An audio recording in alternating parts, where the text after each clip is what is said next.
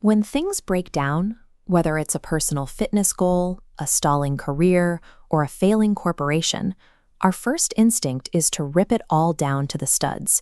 We want the immediate turnaround, the massive, sweeping overhaul. But those radical interventions almost always collapse. Introducing a massive shock to an established system triggers immediate resistance. The sheer friction of trying to change everything at once usually grinds the entire effort to a halt.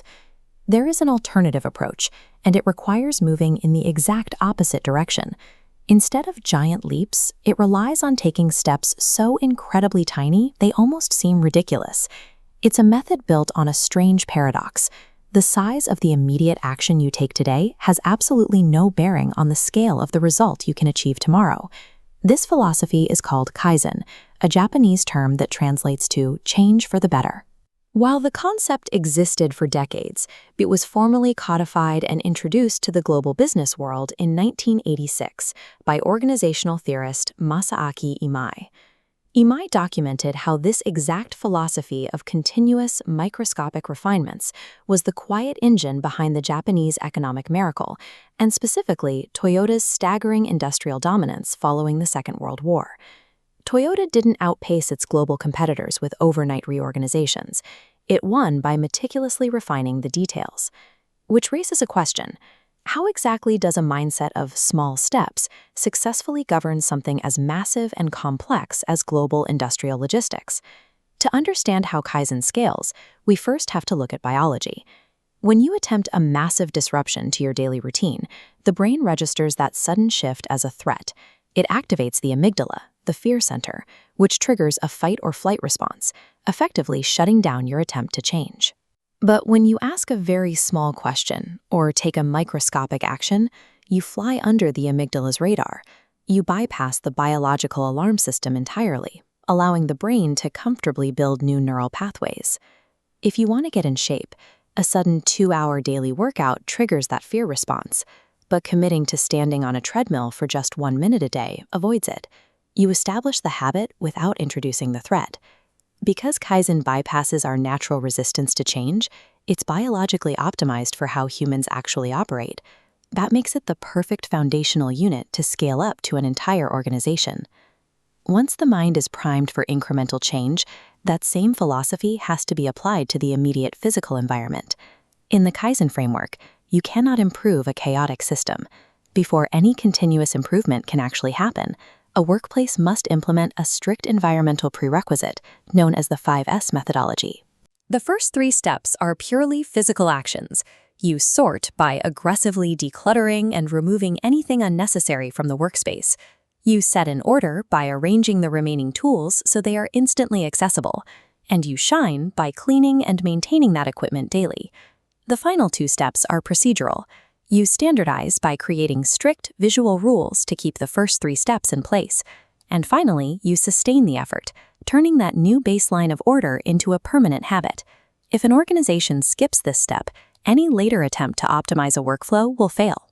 Without the strict physical baseline created by the 5S methodology, the effort is simply swallowed by environmental clutter and confusion. At the corporate level, you have thousands of employees making small daily improvements. To prevent that from turning into disjointed chaos, those random small steps must be structured into a measurable scientific loop. This flowchart illustrates Deming's PDCA cycle. It stands for Plan, Do, Check, and Act, and it serves as the mechanical engine of continuous iterative improvement. During the plan phase, a team identifies a specific problem and forms a hypothesis for how to fix it. In the do phase, they execute that exact plan on a small scale, testing it out in a controlled, real-world environment. Next comes the check phase, where the team reviews the test data to see if their hypothesis actually worked. If it did, they move to the act phase, permanently integrating that successful change into the standard workflow. This horizontal process map shows the end-to-end workflow for transferring new product prototypes to production.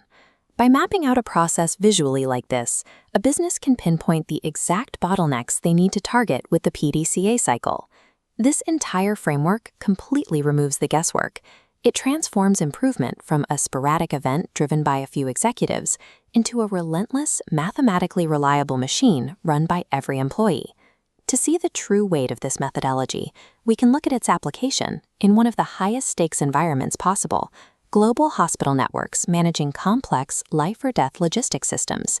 Medical centers have applied specific Kaizen tools to synchronize their internal supply chains. They have run continuous improvement loops to completely redesign how their central pharmaceutical warehouses are restocked and how surgeries are scheduled. This chart visualizes the exact results of those implementations. After applying Kaizen principles, hospitals documented a 60% reduction in raw material waste, alongside a 50% drop in the lead time required to schedule a surgery.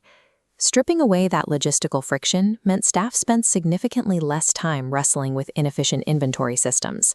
That reclaimed time was immediately redirected toward direct patient care, measurably increasing overall patient safety. It proves the core premise of the methodology. The exact same philosophy you might use to slowly build a morning exercise habit is robust enough to pull a failing hospital supply chain back to efficiency. Kaizen changes how we define success. It stops being a destination you eventually reach and becomes a state of perpetual motion. Masaaki Imai established a strict requirement for his clients. The very starting point of all improvement is simply recognizing that a flaw exists. If a team cannot see a problem, they have no reason to evolve. In this system, the greatest threat is a belief that you've finished. If a team assumes their current workflow is perfect, they stop looking for the tiny frictions that eventually lead to systemic failure. Meaningful transformation doesn't require a giant leap into the unknown. Under this philosophy, there is no such thing as an insignificant action. Every small refinement is the core of the